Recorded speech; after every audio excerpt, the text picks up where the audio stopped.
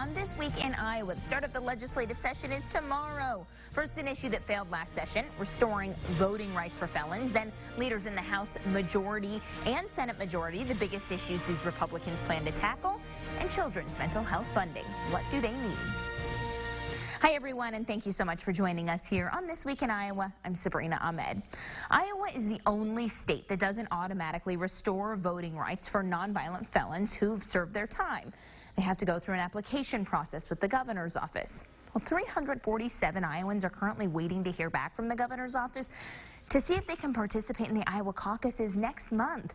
The governor told reporters this week that her office is processing the applications from those convicted felons as fast as it can. I can make the assurance that they will be, of those 347, they will be completed prior to the February caucuses. Worked with Director Baines as well as Director Skinner, and so they've made the commitment to get those done. If individuals are interested in participating in the February caucuses, they need to get that application in as soon as possible. Now, this is an issue the governor has tried to push for. An amendment to the Iowa Constitution last session was brought up. It failed, but it will likely come up again this session. In the meantime, how do you apply to have your voting rights restored if you're a felon? You fill out an application on the governor's website with the appropriate information, then you mail it back into the governor's office, or you can deliver it straight to the Capitol. Well, from the session to the caucuses, they're just 22 days away. A recent poll has 3 Democrats tied for first in the state. Former Vice President Joe Biden, former South Bend Mayor Pete Buttigieg, and Senator Bernie Sanders are tied at 23% in a CBS News and Gov poll published Sunday, about a week ago now. But some experts say coming out of the caucuses on top isn't necessarily the most important thing. This is the Jimmy Carter way, right? Jimmy Carter, who really put Iowa on the map. Jimmy Carter didn't win the Iowa caucuses. He was behind uncommitted, but he did so much better than anyone expected him to do that it really changed the media narrative. Professor Rachel Payne-Caulfield says a lot of times candidates get a bigger benefit from mixing things up. It's not a surprise if Joe Biden does well because he's the perceived frontrunner when he was announced. The big surprise would be Mayor Pete Buttigieg, who had very little name recognition until he built his ground game and grassroots campaign in Iowa. President Obama, of course, won the Iowa caucuses. He was another big surprise.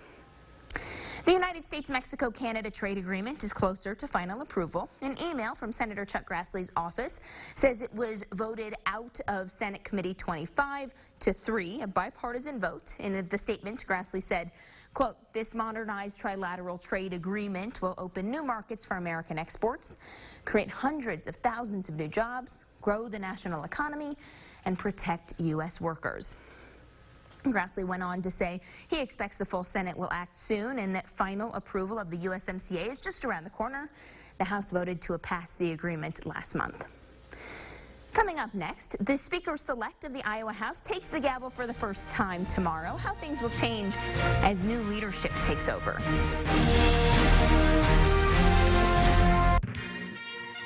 This is 2020. This is 2020. I'm Barbara Walters, and this is 2020.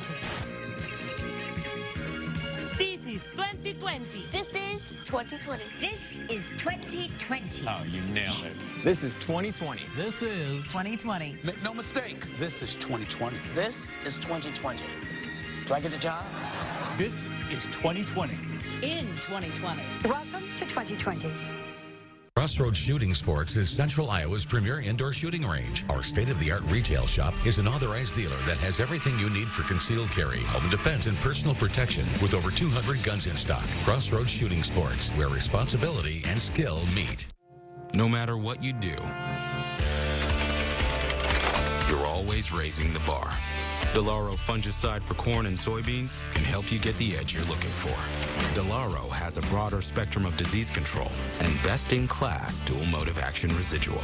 Plus, it improves plant health, so your top-performing hybrids and varieties will have the protection they need to help you achieve your personal best yields. Delaro fungicide from Bayer. Keep raising the bar. A phenomenon Fueled by big ideas, Andrew Yang, fresh, forward-looking, and driven by a deep compassion for people.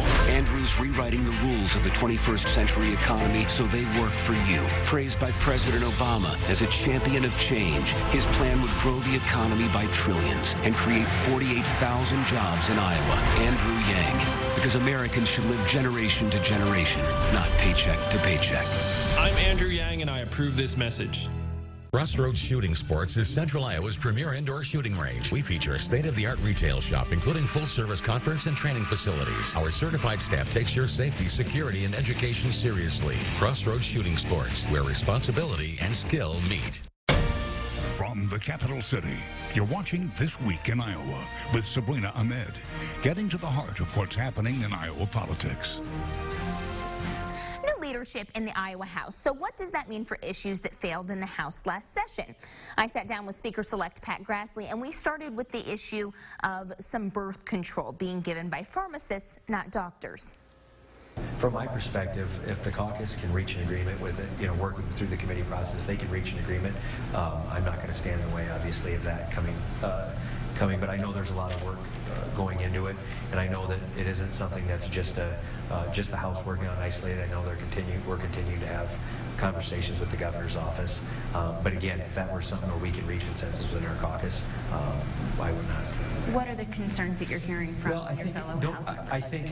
I think what you see on this issue is just it kind of falls into an overall larger issue. You know, we always have topics coming up, you know, protecting life, and then it just kind of falls into categories in which that's right or wrong. I'm not necessarily making a judgment on, but my observation would be I think it falls into, sometimes it gets tied into other categories of legislation that it may or may not actually have to do with. So I think it's something that you're going to see from the House's perspective. We're going to continue to be open to, and I think as a caucus we should continue to have constructive dialogue with one another and see if we can reach some consensus, and then obviously something that the governor would support as well. But also another issue in the life discussion was this potential for a constitutional amendment to say that abortion is not a guaranteed right. Do you think that will be a renewed effort? I think that we will, as a caucus, have a conversation about that very early on in session. I think to that specific issue that you're touching on, several members of the caucus have brought that up, and not just several. I mean, our caucus is displayed clearly in the legislature, the House and the Senate, and the governor displayed we're very pro-life. And so I think you're going to definitely see that conversation happen within our caucus internally to find out you know, it's a big decision we'll have to make, so it isn't like something you just walk in front of the caucus, say, here it is, and we walk out and we have an agreement. You know, we have to really start working through this process and what that would look like as we move forward, and that's something I think we're going to do early in session to see where a potential landing point may be on that. Now, as far as rules of the road, I'll call them, traffic cameras and handheld devices, there's potential that bans on both of these technologies could come up this legislative session. How do you feel about traffic cameras, first of all? For me personally, I have been here long enough that I think I've probably voted every way on traffic cameras because we've taken a lot of votes in my time here. But I voted for regulate, I voted to ban, and I continue to have that position. I've been very clear that if we come up with a bill that does either one, I will be supportive of that. We obviously have a different transportation chair going into this next session, so we have a different transportation chair. Then you have issues like you said with hands-free. So I think you're going to see those conversations happening at the committee level. But again, as far as the makeup of the legislature from last year, the members are all virtually the same. So you know, what the dynamic looks like in the committees, I don't know how much there really will be a change from last year. Okay, so does that mean that? Well, I think that we've seen, you know, obviously getting a ban done has been very difficult, and so other paths have gone down trying to decide the way the money is spent, different regulations and things like that. I think that it's just again, it's not a partisan, it's not necessarily a pure partisan issue going into it. It's a lot of where you come from as well, you know, and what part of the state you're from. Time has also passed where people can have more conversations and perhaps be persuaded one way or another. Same issue, is the same way goes for work requirements for Medicaid. Yeah, and I know that those conversations, that's another one. I know that those are happening today. We are looking at some things. For example, like I touched on child care earlier. You have the cliff effect, is what it's called in child care, where you lose your benefit. It isn't like you're just weaned off of benefits. It's you get to a certain point and you lose all of them. That's some reforms that I think we can look at that I think will actually have probably bipartisan support. Now, how we get there, I don't know what they look like. And it's the same way with work requirements. Is that going to be a part of the conversation? Well, I think whatever we do, we have to make sure it doesn't cost the state money to actually implement work requirements. If there's something reasonable that we can do, I know the House is very open to being a part of that conversation.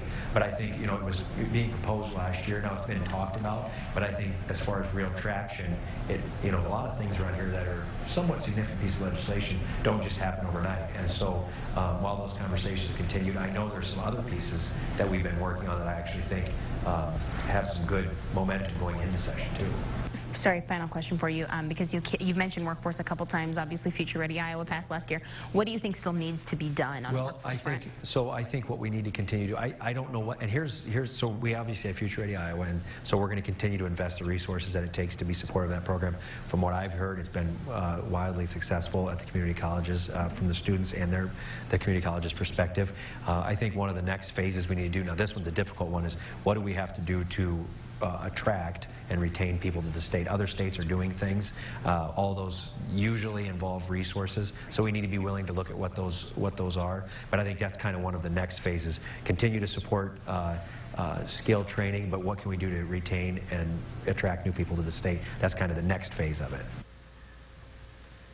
And a big thank you to Pat Grassley for sitting down with us. Coming up next, we continue our discussion with the majority at the State House, but we hear from Senator Jack Whitver on what didn't make it out of the Senate.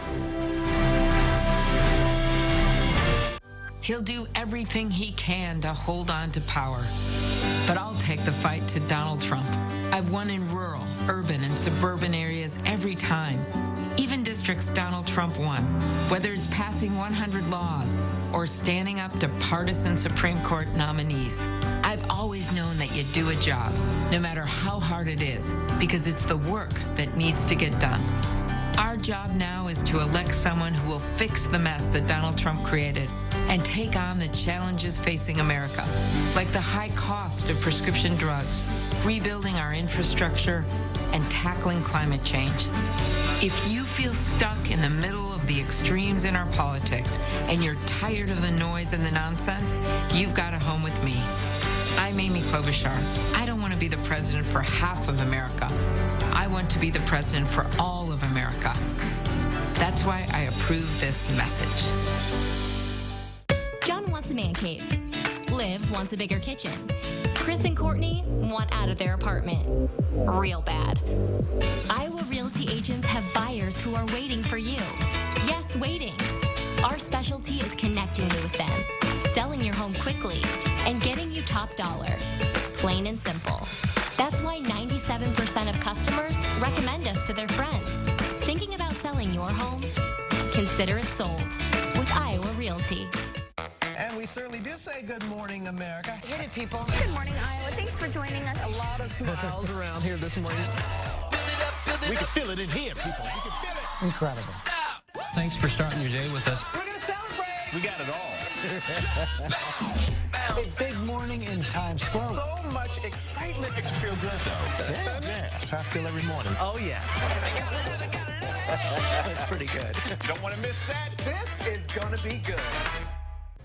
Welcome back. Senator Jack Whitver is Majority Leader. He decides what bills will be debated. There are some issues where the House and Senate don't align, even though the same party is in the majority. We talked to him about where the two chambers differ, starting with where he stands on giving felons right to vote. This is a priority, of course, from the governor that didn't make it out of the Senate, though it did pass the House last session. Well, the biggest concern in the Senate is when you just restore voting rights for all felons. That's all felons, all crimes. And we believe that we need to start defining which of those felonies that were committed you can receive your rights back, and maybe there's some felonies that were committed that you don't. So if you kill somebody or rape someone, we think that might be too far to get your voting rights back. And so that's been a lot of the conversation in the Senate, is defining what those crimes are that you may not get them back. And I've said this many times, if you kill someone, that person never gets to vote again, and maybe you shouldn't either. And so those are the conversations that we've been having in the Senate.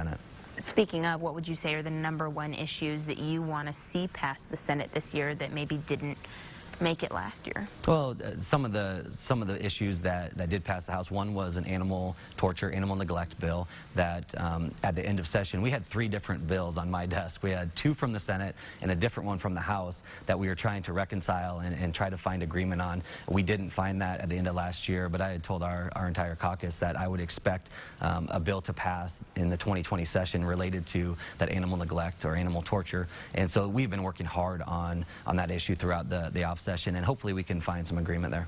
Do you foresee that, I mean, how many different pieces of legislation have we seen on traffic camera bans? A lot. A lot. Do you foresee that being an issue that's brought up again? If so, how do you feel about it being from an area where we have traffic cameras aplenty? Yeah, I voted several times to ban the traffic cameras, and there were, as long as Brad Zahn's in the legislature, we'll continue to have those bills. I'm confident of it because that's been a passion of his. But it seems like the last 3 or 4 years we've had those bills, but have not been able to find agreement between the Senate and the House on whether we should do a full ban or whether we should regulate them and really dictate where those cameras can be. Different areas of the state use them differently, and so finding agreement there has been difficult over the last 4 years. Kind of on that transportation front as well, what about handheld devices? Do you think that an overall ban is something that will be discussed this year? Again, another issue that has had a lot of conversation. We have taken small steps on texting and driving and so forth. We haven't had a full vote on a ban of handheld devices, and so I can't make a prediction right now on that, but I'm sure it will be a topic of conversation. Do you think that E-Verify is something that needs to be required by all employers in the state of Iowa, knowing, I mean, we're just on the heels of the trial for Christian Rivera? Yeah, I do believe that, and in the Senate last year we did pass the E-Verify bill to require Iowa employers to check whether the people they're hiring are here legally or illegally. That has passed the Senate. It has not passed the House yet, but it's really a federal program that's in place that we want to make sure we use here in Iowa.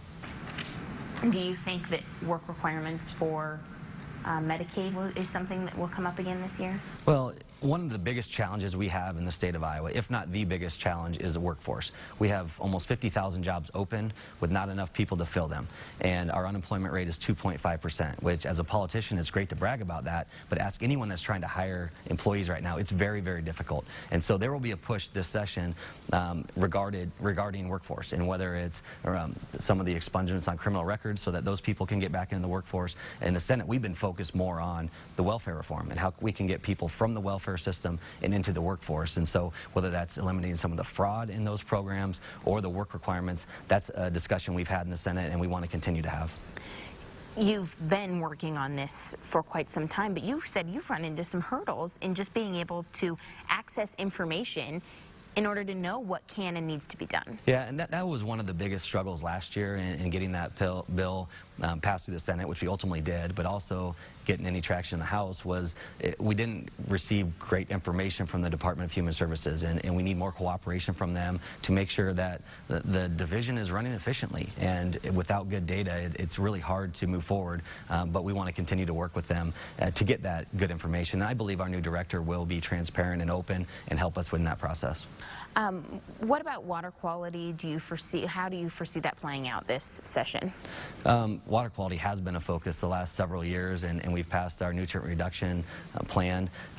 We'll continue to work on water quality. It's a little too early to say how it's going to play out, but it has been a priority. Will continue to be a priority going forward. All right, perfect. Anything else that you'd like to add? Any other issues that you want to make sure that make it through session this year? Well, I just think the other top priority of the Senate Republican caucus, as long as we're in the majority and as long as I'm leader, is going to be continuing to do tax reforms. We have taken major steps in our tax reforms the last couple of years. We're seeing great benefits. You know, we heard on the Senate floor over and over that we're bankrupting the state and you're going to run deficits. The exact opposite is true. We have more revenue now than we've ever had, and the economy is doing well, and we're in a position to continue those reforms going forward. And so that will always be a top priority of ours. Coming up next, a children's mental health system is in place, but is it funded to be successful? We speak to a local advocate next. You know our next guest, you've been married to him for 27 years, it's Gary. Hey, Gary. Did you wash your hands? Really? Oh, Gary. Spend every night with Jimmy Kimmel, weeknights on ABC. After the tragic loss of Disney star Cameron Boyce, his parents open up to the doctor. We definitely did not know it could be fatal. We have a responsibility to bring information out. New doctors. Monday at 3 on Local 5. There are people who are dying in America because they cannot afford the outrageous cost of prescription drugs in this country. And we have a government that does nothing about it because this government is owned by the pharmaceutical industry. It's time for a real change. As president, we're going to take on the drug companies. We're going to lower prescription drug prices so that people don't get sick and die because of the greed of the pharmaceutical industry. I'm Bernie Sanders, and I approve this message. It's your voice and your vote. No matter your choice, decisions of politicians impact your everyday life. That's why Local 5 asks the tough questions. You guys knew about this last year. Why not fix the program last year? Uncovering the facts so you can make the right choices for you. How do you close the wealth gap in our country? From the State House to the Capitol, your legislators and candidates can affect real change. Know what their plans could mean for your family. Get local politics alerts straight to your phone. Opt in today for custom alerts on the We Are Iowa app. Inside a religious reform school. Every day I was paddled or beaten. The girls are lying. What really went on? The food came in a box and it said on the side, bird feed. I dropped down to 88 pounds. You weren't allowed to speak for 30 weeks. I was on sentence restriction. These are allegations that the school adamantly denies. Now, the son of the founder speaks out. It's time for the truth to be told. New Dr. Phil. Monday at 4 on Local 5. Welcome back, everyone. We continue to talk things that will go through the legislature this year, but this time it's something that's already passed the House, Senate, and already signed by the governor last session. It's establishing a children's mental health system in the state.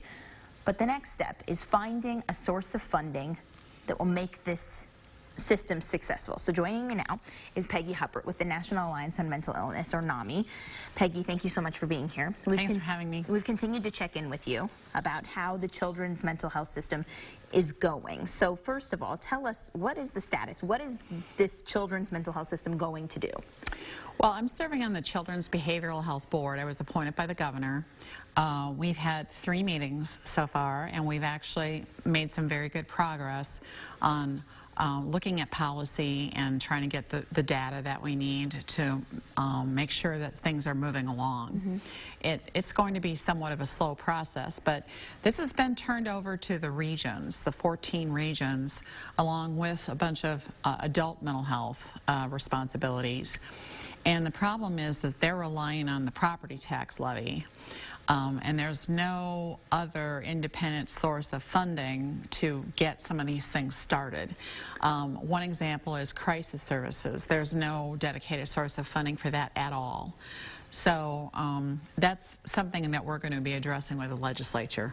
Now, I've spoken to Senator Whitver, the majority leader in the House, and Representative Pat Grassley, the Speaker of the House, Majority Leader of the Senate, then Pat Grassley, Speaker of the House, and then I've also spoken to the governor about this. All of them have said, yes, it will be a priority. But the question is how that actually takes shape. So what source of funding would you like to see? How much money is really needed to make this successful? Well, right now, about $130 million is being spent on adult mental health, and that is by the regions, things that are not covered by Medicaid or private insurance. So we know that. With children's mental health, things are being done in kind of different pockets and being paid for out of different sources of money, but there's no overall plan or accountability or source of funding to make sure those things happen. So that's what we need. And what we're talking about is maintaining the levy, but also adding some state money into it, because that really needs to happen. That was a concern, though, from Senator Whitver, that he said, you know, we shouldn't be funding mental health out of property taxes. No other state does that. Well, there are a few, but we are definitely in the minority. That is true. And I've heard Senator Whitver say that. I know that the governor met with the Farm Bureau recently, and they said the same thing. There have been several taxpayer groups that have come out and said the same thing. But the problem if you eliminate the levy is that you're totally at the mercy and the whim of the legislature and how they decide to fund things.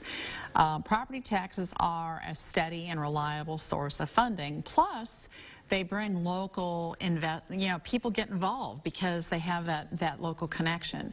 So what we're saying is keep the levy, but if you're concerned about property taxes rising too much or being too much of a burden, then the state can step in and essentially buy down the property tax and make it work and make sure that there's enough money there to pay for the 27 new requirements that have been put on the regions and the counties. Can they really sustain this? Well, the regions can't sustain it with the system that is in place right now. They cannot. Polk County is going to be $13 million in the hole for the next fiscal year. The Eastern region has just cut $1.5 million. There's 3 more regions that in the next fiscal year are not going to be able to do it. So it's just a matter of time before all of them are in that situation. So what does this next legislative session look like? What are you asking for? What do you need? We're asking the legislature to lift the cap on the property tax levy, first of all, so that regions can levy what they need to levy, and that all the counties within that region levy the same. That's really important. Then the state needs to strategically look at, well, what else is needed? And to lower the property tax burden, put state money in and allocate that money. All right, well, we will have to see what happens. Peggy Hubbard, thank you so much for your time. We really appreciate it. You bet. Short break, we'll be right back. No matter what you do, you're always raising the bar. Delaro fungicide for corn and soybeans can help you get the edge you're looking for. Delaro has a broader spectrum of disease control and best-in-class dual-mode action residual.